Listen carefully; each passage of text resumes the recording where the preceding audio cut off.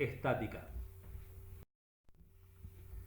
En la figura, un motor de masa igual a 200 kilogramos cuelga de una cadena unida mediante un anillo O a otras dos cadenas. Una sujeta al techo y la otra a la pared. Calcule las tensiones en las tres cadenas. Los pesos de las cadenas y el anillo son despreciables. Considere G igual a 10 metros sobre segundo al cuadrado. Bueno, acá tenemos un esquema de nuestro sistema. Tenemos un motor, esto es muy habitual en cualquier taller mecánico.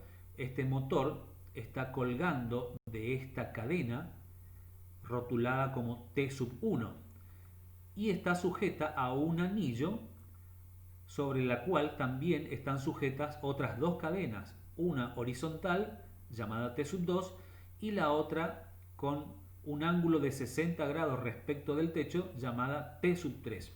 Nos piden entonces calcular la fuerza de tensión de estas tres cadenas, de T sub 1, de T sub 2 y de T sub 3. Como tenemos visualizado dos cuerpos, tenemos acá el motor y el anillo sobre el cual actúan las tres tensiones. Por lo tanto, vamos a establecer dos diagramas de cuerpo libre, sobre el motor y sobre el anillo. Entonces, como el sistema está en equilibrio, planteamos nuestra primera ley de Newton en forma de sus componentes. La sumatoria de las fuerzas en X deben ser igual a 0 y la sumatoria de las fuerzas en Y también deben ser igual a 0. Recordemos que esto es equivalente a decir que la sumatoria de las fuerzas que van hacia la derecha deben ser igual a las fuerzas que van hacia la izquierda. Por su parte, la sumatoria de las fuerzas en Y, que deben ser igual a 0, es equivalente a decir que la sumatoria de las fuerzas hacia arriba deben ser igual a las de hacia abajo. Entonces, empezamos con las fuerzas que actúan sobre el motor. Sobre este actúa su propio peso, con dirección vertical y hacia abajo y de magnitud igual a m por g. También actúa la fuerza de tensión T sub 1 que está sujetando al motor y lo tira hacia arriba. Entonces la dirección de T sub 1 es vertical y hacia arriba. Vemos que no hay fuerzas en dirección horizontal sobre el motor, solamente hay fuerzas verticales. Entonces, sobre el motor, tenemos que hacia arriba la fuerza T sub 1 será igual a la fuerza hacia abajo, es decir, a m por g, pero m es igual a 200 kilogramos y g es igual a 10 metros sobre segundo al cuadrado. Entonces, T sub 1 será igual a 200 kilogramos por 10 metros sobre segundo al cuadrado. Eso es igual a 2000 newton. Recordemos que kilogramos por metro sobre segundo al cuadrado es igual a newton.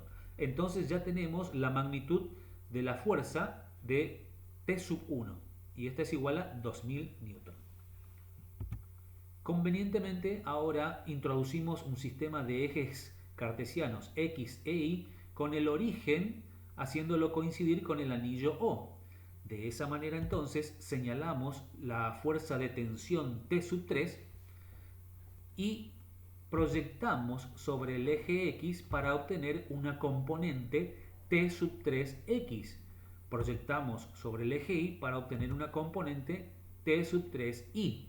Ahora señalamos la fuerza de tensión de la cadena horizontal. Esta está íntegramente sobre el eje X, por lo tanto no es necesario señalar. T sub 2 está en la dirección del eje X. Finalmente, la otra fuerza que actúa es T sub 1, pero de T sub 1 ya conocemos su magnitud.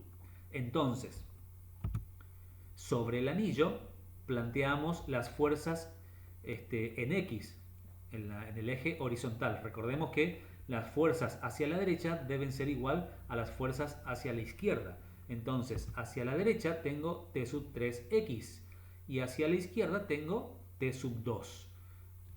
Pero T sub 3x será igual a T sub 3 por coseno de 60.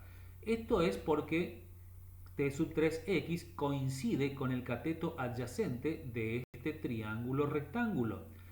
Y por definición, de ángulos alternos internos, veo acá que el techo es paralelo al eje X, por lo tanto, si este ángulo mide 60 grados, este ángulo también mide 60 grados.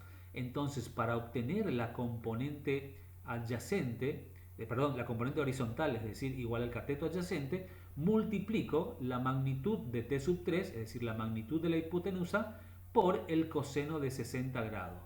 Eso es lo que pusimos acá. Y lo igualamos con t sub 2.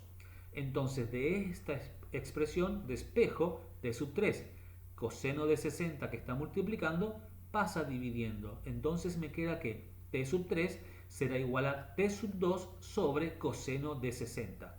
Coseno de 60 es igual a 0,5. Esto es equivalente a dividir 1 dividido 0,5 y eso es igual a 2. Por lo tanto, t sub 3 será igual a 2 veces t sub 2. Llamo a esta expresión la expresión número 1.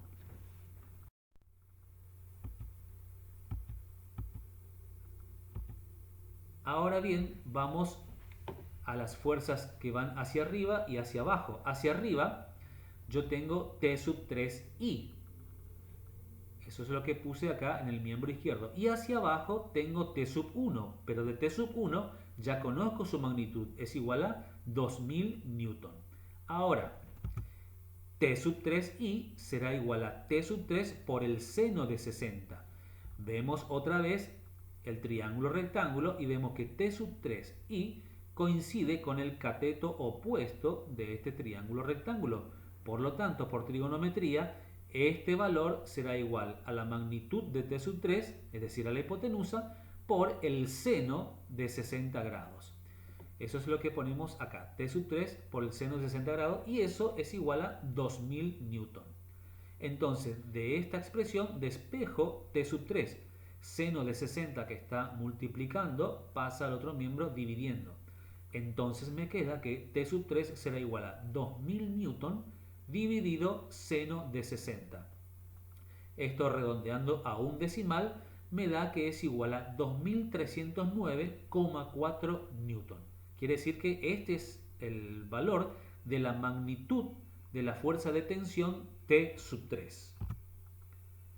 Ahora bien, me voy a la expresión 1. Dice que T sub 3 es igual a 2 veces T sub 2, pero ya conozco el valor de T sub 3. Entonces, 2309,4 newton será igual a 2 veces T sub 2. Entonces, T sub 2, despejo de esta expresión T sub 2, el 2 que está multiplicando pasa dividiendo y me queda que T sub 2 es igual a 2309,4 newton dividido 2.